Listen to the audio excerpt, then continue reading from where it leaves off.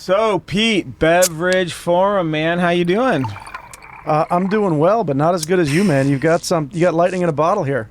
Oh, man, yesterday was awesome, huh? I mean, the feedback's been incredible. The team just put on a show, and holy cow, Tom Holland, Lewis Hamilton, Hulk Hogan showed up. It was amazing, but I think more exciting for most of us is every retailer is here. I mean, it's hard to name a retailer that didn't show up in force. And yeah, there's a lot of buyers here, but like chief merchants, CEOs, and today just gets even better, man. It's unbelievable. The lineup, from the people on the stage to the people who are just here trying to learn, trying to network, trying to connect. The cool thing is there's gonna be a lot of deals made here. Yeah. New brands are gonna get distribution. People are gonna get capital, whatever. There's there's an ecosystem being created here that is vibrant, and once you start momentum, and you keep delivering, the momentum is going to accelerate. It's pretty cool to see. Yeah. So the bad news is we had a hole-in-one contest yesterday, and if you made the hole-in-one, you win a Rivian. The bad news is no one won a Rivian. The good news is we set an industry record for golf balls that were shanked into the water. Yeah. It was. You could tell this industry works really hard and is not playing a lot of golf. Yeah, I was going to say, if you had a bunch of scares, then these entrepreneurs aren't working hard enough. Yeah, it was really cool. Oh, any highlights for you yesterday? I think on a broad basis, as a Beverage Forum veteran of the conference in Chicago, to seeing it the last 2 years here in Manhattan Beach, an overarching highlight is just the tonality and the energy that is being created here. So that's on the high end. It's also great for me to reconnect with a bunch of people that I only get to see, maybe once a year at an event like this. Yeah. And there's a lot of learnings. You've got to, if you actually spend the time in the forum and try to soak in what the people from the stage are saying, there's a lot of wisdom here for no matter what part of the beverage industry you're part of. Yeah, it's really interesting. So everyone's like, how did this happen? It kind of popped up out of nowhere, but this is actually the 30th year. Michael Bellis really put like the framework in place for this thing, but he's 84. I'm sure someday when I'm 84, we're going to pass it on to someone, and then they're going to be like, wow, man, this just got a lot fresher. But it's amazing, like just the nuts and bolts of this thing, the format that he put in place, and it's been just so fun putting topspin on it and bringing some energy to it. And I think, the common thread that I hear from all the feedback that I'm getting is there's just, if you think about it, every retailer that was here was at Expo West with 60,000 people. All the same retailers are here with 600 people. And so the access to them, and they're here to do deals. Like they're hungry, they want to learn. The retailers love having the celebrities here, and they showed up in force yesterday. Tom Holland, Lewis Hamilton, Hulk Hogan. Today Jay Shetty's coming in, which is going to be incredible. So the retailers like that because they like to meet with them, but they also got cool and innovative products.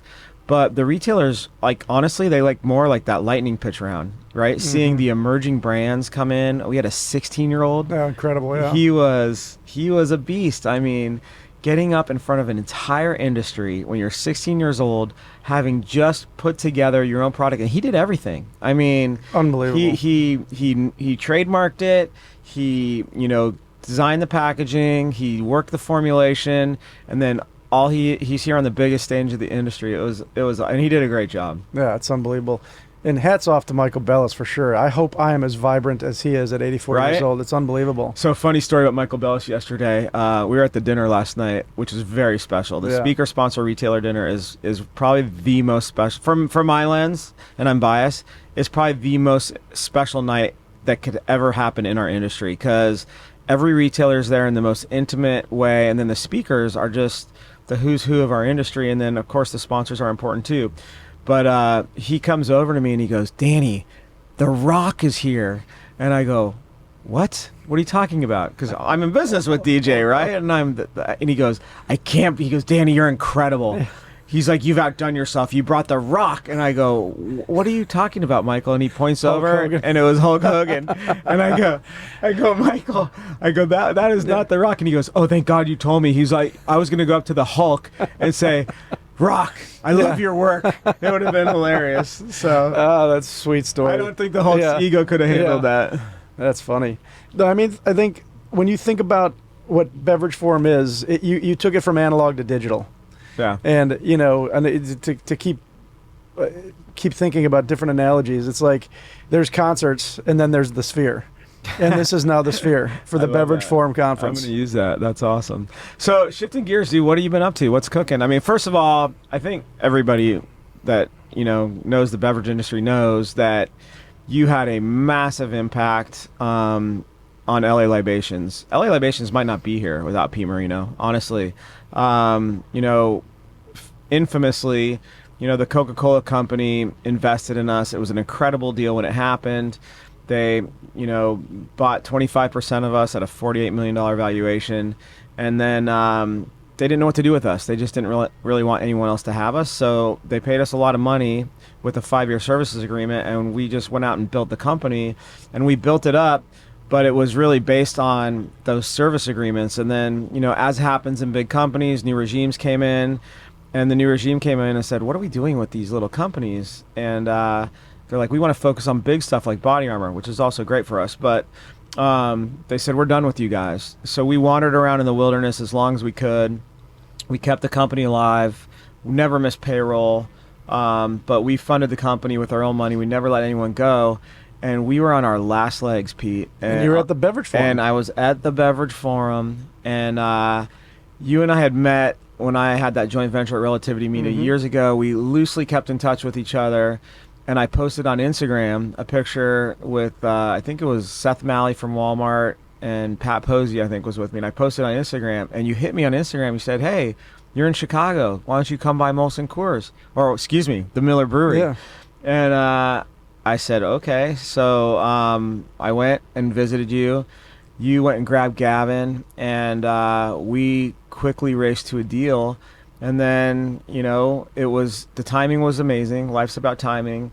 You guys were, you know, in the midst of deciding to transform the company into a total beverage company. And so the stars lined up, and it was incredible when we announced it. The same day that we announced your investment in LA Libations, you changed the name of the company from the Miller Brewery to the Molson Coors Beverage Company. And we just haven't looked back, man. And I know I tell you every time, but we are so grateful for you. I don't know where we would be. There probably would be no Beverage Forum right now, honestly, because there would be no LA Libations. And here we are. We've just rocked and rolled.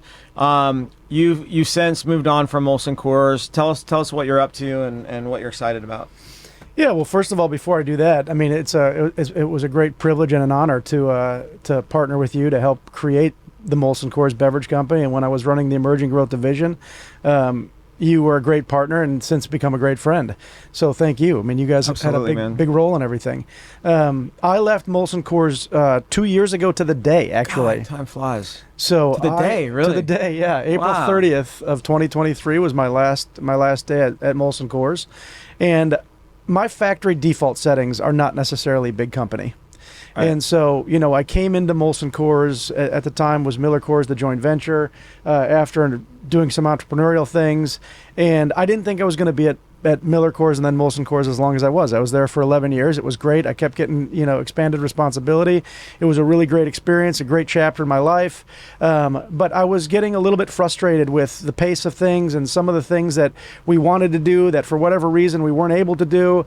And so I left 2 years ago, and I wanted to do something that was a little bit more entrepreneurial. So I wanted to do something that was private equity backed, something that was well capitalized, but that also had some of that entrepreneurial fervor and ambition. Right. And I joined Lofted Spirits. It was formerly known as the Bardstown Bourbon Company. We created a parent company earlier this year. By the way. Lofted Spirits. Yeah, Did you come up with that? Who came up with that? There was a group of us, but it's a little homage. Our founder was named Peter Loftin. Oh, wow.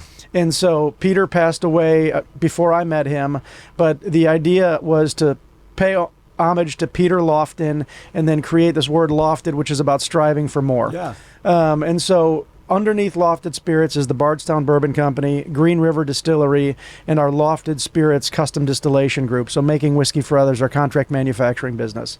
We're owned by Pritzker Private Capital based out of Chicago. And it's been a great ride. We've got two very fast-growing, disruptive brands in Bardstown and Green River. Bardstown is kind of the best of what's new. It's a young, disruptive, innovative whiskey business. It's only late. We first started laying down whiskey in 2016. Wow. And Green River is the 10th oldest DSP in Kentucky. So we've kind of got this modern, innovative brand in Bardstown, and then we've got this kind of authentic heritage brand in Green River. And the good news for us is both of our whiskey brands make incredible whiskey. And so the whiskey enthusiast community around the country and to a certain extent around the world value us, seek us out. There was a 60-minute story 3 weeks ago that featured us. Our master blender, Dan Calloway, was on it. And we were talking about this lot of wood we got from a 300-year-old French forest. It's the same lot of French oak that they used to restore the Notre Dame Cathedral. Wow. We were able to acquire 6 barrels worth of this wood. This is what he talked about on 60 Minutes? Yeah. Yeah, that was incredible. And we came out with this brand called the Cathedral Series, and it's a $3.75, so a half bottle. It's only available at our distillery locations. It sells for $100, and it's selling on the aftermarket for over $1,000 right now. Wow. But I bring that story up because it talks to there's nowhere we won't go to innovate. And we had to pay a lot of money to get 6 barrels, and it kind of happened through networking and relationships, how we even got access to them. Yeah. But it's a really cool story because we always want to push the bounds of innovation. Last year, we did 2 collaborations, one with Silver Oak Winery, an unbelievable winery, and the other one was a single malt whiskey producer out of India called Amrut. Okay.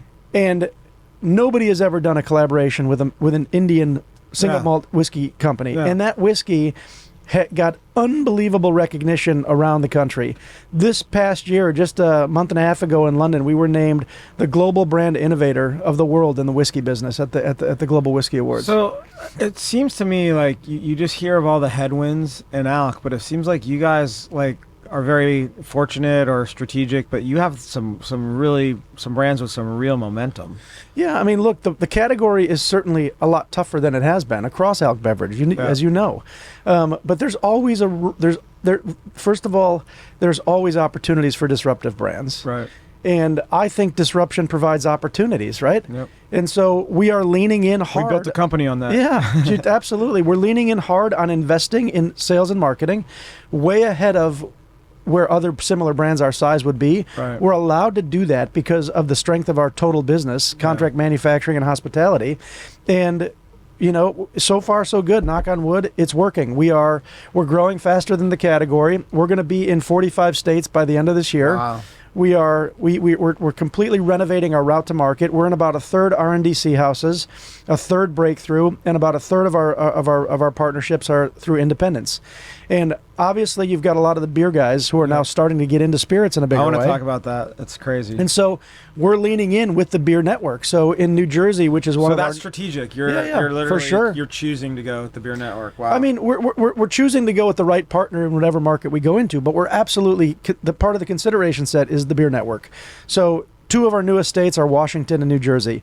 Washington, we went with Columbia. Columbia is obviously a big Molson Coors house, plus. And it's kind of like cheating for you because you know all these guys so well. I mean, they're your friends. Yes. You've been doing business with them forever. They, all speak of you with reverence. And now you're saying, hey, we've got 2 great brands. It's like a no-brainer. Of course, they're going to do it with you. I mean, last year, Chris Stefanski. Yeah, you brought him. So I was like, Pete, can you get a really important distributor on stage? And you brought Chris Stefanski. It was awesome. So Chris, we introduced our brands with Chris earlier this year, and they're kicking ass with them. That's awesome. In New Jersey, the Molson Coors Beer Network created a statewide alliance for spirits. And so we're just joined in with them. We have Martinetti in throughout New England. Martinetti they have a big beer network, big beer part of their house, mostly Anheuser-Busch, but they're doing great. Breakthru. We hired Scott Blazek, who used to run Breakthru in Nevada. Okay. Scott runs our sales function, and Scott's done an incredible job. He's ex-Heineken, ex-Diageo, and ex-Breakthru. Great background. And so Breakthru, we just introduced our brands with Arizona, New Mexico, and Nevada with Breakthru. They're doing great. So our route to market partnerships are really, really important for us. We have a long-standing relationship with R&DC too, but the competition that the beer network is creating in spirits is making everybody let's better. Let's talk about that, because Reyes is like making moves. Big right? moves. And no one is like closer to this than you, because you obviously know them very, very well. But they obviously have the rights to Molson Coors. They have the rights to Constellation. They have the rights to the Coca-Cola company. But then they did a deal to get the Sazerac portfolio, which catapulted them into spirits. So talk about total beverage companies. Like, all these strategics are saying we want to be total beverage companies, but now you have the biggest, most powerful distributor saying we're going to be a total beverage company. And not only did they get Sazerac, they got Tito's, which sent shockwaves throughout the industry, and then they just got High Noon, right? And they got Brown-Forman in California as well. Brown-Forman as well. I forgot about that. I mean, yikes! Holy cow! Yeah. I mean, look, never underestimate the ambition of that organization. Right. And the execution. And of course. Yeah. Yeah. I mean, they're the best. It's an incredible company, and they set their sights very strategically on getting into spirits a little bit ago, and they're executing it now, and you're seeing the results of that focus. And like, it's not going to slow down. I mean, the momentum of getting those brands, like if you're a distributor, it's all about having one or two of those brands. You can build a massive infrastructure around it. Now they have that. Brands are going to keep jumping over there, right? Well, look, I mean, Sazerac started this thing a couple years ago, right? They decided, Bill Goldring and Mark Brown, the leaders of Sazerac. Bill Goldring owns 2 beer distributorships. Okay, he's partners with Bubba Moffitt and Crescent Crown in Arizona and Louisiana. Right. So Bill, who they also have Red Bull, right? Yeah, Bill is a very, very, very smart and ambitious guy himself. And when Sazerac did what they did a couple years ago, and they started going into the beer world, Texas, Reyes Group, etc., that started the ball rolling. And now Brown-Forman has got, any day now, Brown-Forman's going to now, they're doing an RFP across a number of markets in the country. Wow. And any day now, it could happen today, it could happen next week. From what I hear, any day now, Brown-Forman's going to announce and start awarding, either staying with their incumbent in the certain states or moving outside of it. So I know a number of beer distributors who are participating in that RFP. So I think there's going to be more news on that front here shortly. So I think you may know this, because I'm just not close enough to it. I think you might be. But like, when something like that happens, when a Tito's or a High Noon leaves your network, do you have to like downsize? Like, oh, for sure. Yeah. I mean, the power of the Brown-Forman portfolio. Just think about Jack Daniel's alone. Right. So, yeah. I mean, look. When I was at Molson Coors, Coors Distributing Company reported into me, so I got a good look under the tent of how a 16 million case distributor works. And if you're going to lose a couple million cases, you got to make some adjustments. Right. Wow. Interesting. So talk to me today. Tell me about your panel. I am very honored to be moderating a panel called the Fourth Category. So it's not traditional beer, wine, or spirits. It is about kind of these new-to-the-world RTDs that are progressive and are being really, really aggressive. And in a world where beer is in decline, down 4% in the last 13 weeks, spirits is got some headwinds. This is on fire. On fire, and we got 3 of the ones that are among the hottest of the hot. They're driving it. Yeah. So which ones? Surfside. Yes. Unbelievable. Came out of Philadelphia, and their strength is in the Northeast and up and down the Mid-Atlantic, but they are coming across the country with force. Right. And Clem has done an amazing job building that brand. I got to meet Clem 4 years ago when I was at Molson Coors, and I tried his product, and I said, "This is the best tasting RTD I've ever had." Wow. And he is doing an amazing, amazing job. We got Brad Schultz, one of the co-founders and the CMO of BeatBox, based out of Austin, Texas. Yeah. This was an idea that a bunch of 3 people pitched in their MBA school at UT. Yeah. And now, Shark Tank. Went on Shark Tank, got Mark Cuban to invest in them, and now it's one of the most disruptive products in the beer network right now. They're primarily through the Bud network. Yeah. And then last but not least, we got Marilee Kick, who had another Texas-based entrepreneur who just had a massive exit to Sazerac. Right. And then we've got an awesome retailer, just to provide a little bit of retailer knowledge, and Chris Stewart from Casey's. So I think everybody's heard of BuzzBalls and BeatBox at this point, but Surfside or Stateside is the parent company. I think people are just starting to learn about it, but it's on fire. I mean, I don't know what you describe as on fire, but I think in the last like 13 weeks, they're up 273%. That's on fire. Is that good? Yeah, that's pretty good. That's on fire. And I think a lot of people don't even know about it yet. And they still have a lot of opportunities with ACV. There's still a lot of retailers that aren't even carrying it yet. Well, they just started. I think they've got a big partnership with the LA Dodgers. Again, the West Coast is probably their least developed region. Yeah. You've got, and look, success breeds imitation, right? Yeah. So everybody's like doing these surf themed. Yeah. So now you got Sun Cruiser, which is Boston beer, and you've got Anheuser-Busch just came out with a product. Shameless. And so on one hand, that might maybe make Surfside have to work a little bit harder, but on the other hand, it's a huge validator for what they're doing. Yeah. No, I mean, we learned this with Zico. I mean, Zico wouldn't have done what it did. We wouldn't have sold it to Coke if there wasn't a Vita Coco and there wasn't an O&E. And it, those came with Keurig Dr. Pepper and Pepsi, you know, and we were Coke with Zico. But that collective energy, a new area, a new segment, that kind of money and energy just blows the whole thing up. So I think it'll work out good for Clem and those guys. What's interesting, so you'll probably understand this better than me and the audience. So BeatBox goes through the beer network. Yes, it does, yeah. BuzzBalls is Sazerac. Sazerac bought it. Will that now go to Reyes? I believe it will ultimately transition into the Sazerac route to market, which a lot of it is through the beer network right now. Wow. And then Surfside, do you know, or is that a question? Surfside's through the beer network. Wow. Yeah. So yeah, and think about that though. So on one hand, if I was still in the beer world, I would be very frustrated and nervous at the amount of expansion that beer distributors are doing outside of beer. Right. Because it's obviously it takes investment and it takes focus for you to get into those products. And non-alc, yes, but this is like more straight for them. Yeah. They understand how to sell alcoholic beverages. And so look, they're going to where the growth is. Wow. That's what a beer distributor is great at. They go to where the growth is and they help then amplify the growth. Wow. But these brands are doing an incredible job. They are relevant and they are resonant with consumers of all ages. Right. And look, I always think that first of all, you got to have a product that people want and that tastes great. And all of these products, I think, deliver on all of that. Yep. And it's incremental gross profit for distributors. I think there are more and more retailers that are dedicating space to this category. We're going to talk a lot about that on stage. Yep. I think there's still a lot more pods to be gained in this category for the brands like this. Amazing. But where's it coming out of? It's probably coming out of beer. Well, Pete, you and I could talk all day, like we do every day. But we got to get you on stage, man. So thanks so much for supporting the Beverage Forum and us, like you have from day one. And go break a leg out there. I will, Danny. Thank you, man. All right. Thanks.